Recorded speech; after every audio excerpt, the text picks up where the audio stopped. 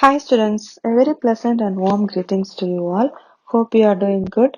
Last session we have completed our first chapter, right? So we have completed the introduction to computers chapter and today we are moving on to the second chapter. Okay, in the second chapter if you see it is a number system chapter. Okay, here you will have to do some calculations and here binary, just simple calculations only. Here you will be converting a normal decimal number to a binary number or a binary number to a decimal number. And this chapter will be easy if I teach you directly, so that if you have any doubts, you can ask me directly. So I'll just skip this chapter for now and we'll move on to third chapter. Okay. After completing the other chapters which is related to computer, we'll just come back to the second chapter. Okay. If school is not reopening, I'll take this second chapter online itself. As if now we'll just skip the second chapter. First chapter we have seen the introduction to computer and today we'll be learning about computer organization. That is the things inside computer, the hardware parts inside computer and how it works. About that and all we'll see. So that as soon as learning the introduction of computer, if you are learning about the parts inside the hardware components of computer means it will be easy, right? So in this computer organization chapter, that is your third chapter. Okay, so here you'll be learning the organization of computer components and the interconnections inside this computer. Okay, so here the objective is to know about the processor and their characteristics. Okay, here you'll know the importance of a memory device and the role in a computer. Okay, the role of this memory devices in a computer, and you'll explore about RAM, ROM, and you'll differentiate what RAM means, what is a ROM. About this and all we'll be learning here, and also about cache memory, how it improves the performance of a computer, and you'll know about the secondary devices and their usage, and also to know about the ports and interfaces, so that the external devices can be connected to a computer. Okay, first let's see the introduction about computer organization. Computer organization means this deals with the hardware components of the computer. Hardware means, first itself I have explained you, hardware means the physical components or the parts or devices which are present along with the computer is hardware. Okay, so software means it's a set of instructions or a set of programs which is given to operate or to do a specific task. It is a instruction or it may be a coding, that is a software, and hardware means it is a physical component. Okay, so here this computer organization deals with all the hardware parts of a computer system. This will include the input device, output device, central processing unit, storage device, memory units and all. Okay, it is concerned with how the various components of a computer hardware will operate. This also deals with how these things are interconnected, how this architecture of the computer is designed, how the specifications are there. So about this and all we'll be learning in this chapter. Okay, so this computer organization, this word if you see, this will look like a computer architecture, but computer architecture means it will be defined as a engineering considerations involved in designing a computer. Architecture means it will just involve the engineering considerations which can be involved in designing a computer. Okay, on the other hand, if you see, computer organization means, you know, it deals with the hardware components that are transparent to the programmer. That means the hardware components which you can see, which the user can see, is known as computer organization. Okay, so here mainly you will be learning about microprocessor, and the characteristics of microprocessor is a very important question in this chapter. Okay, first let's see the basics of microprocessor. In the CPU, if you see here, that CPU is the major component in a computer to perform any kind of task. This is realized by microprocessor. That means it is a integrated circuit. You will have heard that IC and IC means integrated circuits. Okay, this microprocessor was first introduced in the year 19 70. Okay, this is the first general purpose microprocessor. 4004. This was developed by Intel Inc. Okay, the microprocessor was first introduced in the year 1970s. Okay, this microprocessor means it is a programmable multi-purpose silicon chip. This microprocessor will be designed with the help of a silicon. It is a multi-process purpose. That means it can be used for so many purpose. So it is given as multi-purpose and it can be programmable. You can program a chip, right? So this microprocessor is a programmable multi-purpose silicon chip. This is driven by a clock pulse. It like a clock seconds needle is there, right? Likewise, here also clock pulse will be there. According to that clock pulse only, this microprocessor will work. Okay, here it will accept the input in binary data. Binary means it's nothing but number. Okay, like in max we are using 1, 2, 3, 4, 5, 6, 7, 8, 9, right? Likewise, in binary we will have numbers, but only two numbers will be there. Only 0 and 1. Okay, binary means 0 and 1. Binary 0 and 1 only will be there. If the value is true, it will be denoted as 1. If the value is false, it will be denoted as false. Okay, 0. 0 is false and 1 is true. Okay, so here this accepts the input as a binary data, and after processing it provides the output data as per the instruction. A set of program or set of instructions will be given, right? So as per this instruction the data will be processed and the output data will be stored in the memory. Okay, so here they have given this process of a microprocessor in a block format. Here if you see, input will be given into a microprocessor and it will process and it will keep the data in the memory and also it will give the output. Okay, so inside microprocessor it will have three main units. Microprocessor means it is made up of three main components, that is ALU, arithmetic and logic unit, control unit and memory unit. Okay, so here memory unit we will say it as registers. Okay, here ALU is arithmetic and logic unit. To perform this arithmetic and logic instructions, we'll have this arithmetic and logic unit. Okay, as per the instructions, the arithmetic and logic operations will be done. Okay, so arithmetic and logic instructions are given means those instructions will be executed inside this ALU, arithmetic and logic unit. Okay, and control unit. Control unit means this controls the overall operation of the computer through signals. Okay, and another unit is memory unit. Memory unit means registers. Registers are the internal memory which holds the instructions and the data for the execution of the processor.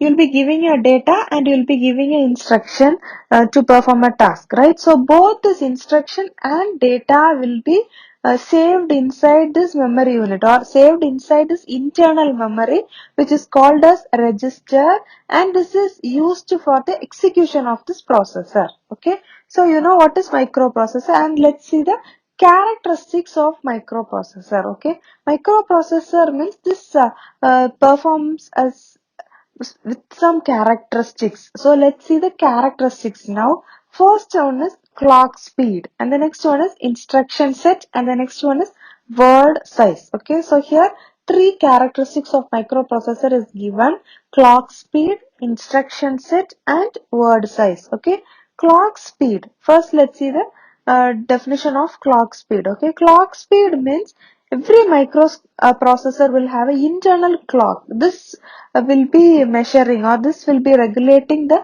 speed of the instruction execution. The execution of the instruction will be depending upon this internal clock only.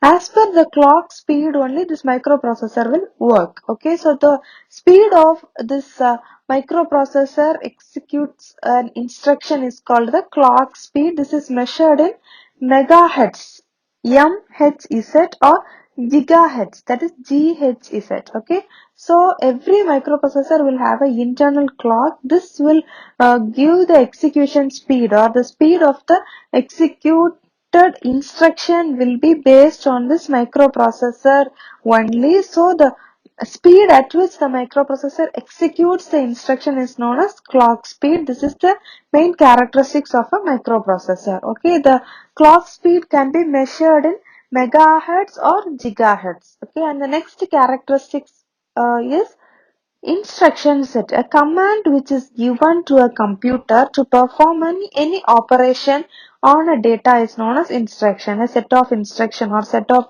um, coding or set of program will be given to perform a specific task, right? So this command is known as instruction set. Okay, so the basic set of machine language will be have designed to execute the instruction set in this microprocessor. Okay, the basic set of machine level instruction that a microprocessor is designed to execute is known as instruction set. Instruction is nothing but a command, or it may be a code. You can just say add this to, like that. If you are giving an instruction to a computer, that is a instruction that will come under this instruction set only. Okay, so the basic set of machine level instruction in the sense in the language which the machine understands, that is machine level instructions that a microprocessor is designed to execute is known as the instruction set. Okay, so this instruction set carries some types of operations. Those operations are data transfer, arithmetic operations, logical operations, control flow, and input or output. You will learn about this in detail. I'll just explain the words now. Data transfer. Here the data, the input data or the output data. This data is transferred from one place to another place, right? When you are giving the input data, from you, the input is sent into the computer or sent into the memory unit in the microprocessor. So this is a data transfer done there, right? So the data transfer and arithmetic operations. Arithmetic operation means nothing but the normal calculations which you do, addition, subtraction, multiplication, division. These all will come under arithmetic operations. Logical operations. Logical operations means you would have known AND gate, and or not, like this. Some operations will be there.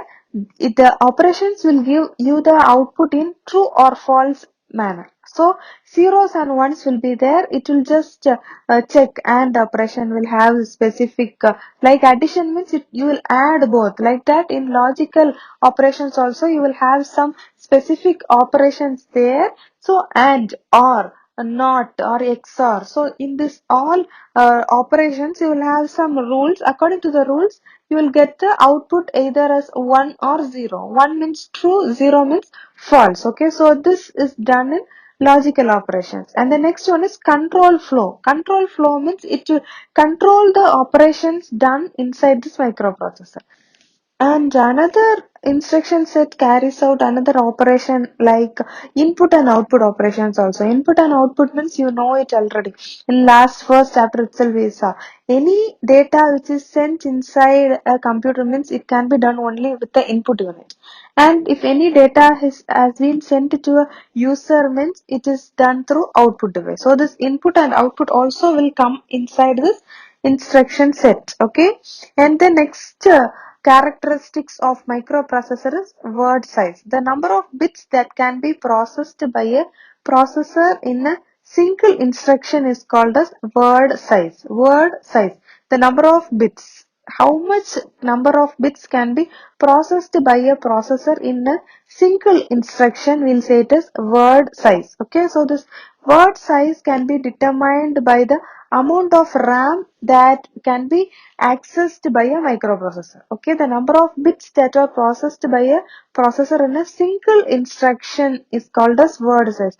If you are giving one instruction and how many number of bits is processed in that single instruction, we'll say it is word size. Okay, to execute a single instruction, how many number of bits are used, that is word size. This can be given as the amount of RAM that can be accessed by the microprocessor. So when you're writing the word size definition, you have to write the definition of word size first. Word size means the number of bits that can be processed by the processor in a single instruction. At one instruction, how much number of bits are executed or processed by the processor is known as word size. And the next point is word size can be determined by the amount of RAM that can be accessed by the microprocessor. Right? I think you are clear with this characteristics of microprocessor uh, chapter or this portion, because this is a important question, so I'll just repeat it once. When you are writing this characteristics of microprocessor, first you have to write the definition of microprocessor. You have to just write 2 lines about microprocessor, and you can start writing the characteristics. In characteristics, microprocessor performance depends upon the following characteristics. Like that you can write, and you can just put the heading A, clock speed, B, instruction set, C, word size, and then inside clock speed you have to write a definition there. Every microprocessor has a internal clock that regulates the speed at which it executes the instruction. The speed at which the microprocessor executes the instruction is known as clock speed. This can be measured in megahertz or gigahertz. So you can write these 3 points inside this clock speed. And then the next one is instruction set. A command which can be given to a computer to perform any task or any operation on data is called an instruction. The basic set of machine level instructions that a microprocessor is designed to execute is known as instruction set. Okay, this instruction set will carry out the following operations. They are data transfer, arithmetic operations, logical operations, control flow, and input or output, right? And the other characteristics of microprocessor is word size. Word size means the number of bits that can be processed by a processor in a single instruction is called as word size. And the word size can be determined by the amount of RAM that can be accessed by the microprocessor, right? So today we have seen only the introduction about this computer organization and the basic things about microprocessor and the characteristics. So today's work is how to just read this characteristics of microprocessor. These 3 points, three points are there, and the explanation of this three: clock speed, instruction set, and word size.